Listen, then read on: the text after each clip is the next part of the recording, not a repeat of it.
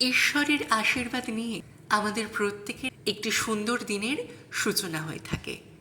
সুন্দর সকালে মায়ের সুন্দরভাবে পুজো সম্পন্ন করে সারাটা দিন বেশ তরতাজা ফুর্তিতে কাটিয়েছিলাম। সন্ধেবেলায় চলে গিয়েছিলাম একটু চা খেতে। সঙ্গে ছিল আমার বোন, আমার মামার মেয়ে। আমাদের বয়সের সময়সীমা এক পক্ষকাল, তাই জন্য আমাদের মধ্যে বন্ধুত্বপূর্ণ সম্পর্কটা সবচেয়ে বেশি। দৃষ্টিকে তোয়াক্কা না করেই বৃষ্টিকে বুড়ো আঙুল দেখিয়ে আমরা চলে গিয়েছিলাম একটু বেড়াতে।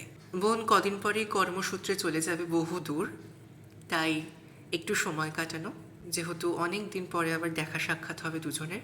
বোন বলছিল যে আবার যখন দেখা হবে তখন দুজনের মধ্যে অনেকটা পরিবর্তন, কিন্তু ভাই বোনের পরিবর্তনটা সাময়িক, হয়তো বেশিরভাগ পরিবর্তন হয় না। গিয়েছিলাম একটু খাওয়া দাওয়া করতে, সেখানে খাওয়া দাওয়া হলো। একসাথে দুজন থাকলে ভীষণ হাসি মজা ঠাট্টা হয়, সেসব হলো।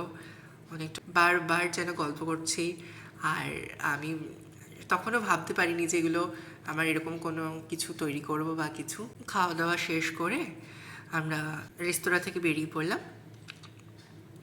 আলোর উৎসব শহর জুড়ে যেন সাজো সাজো রব।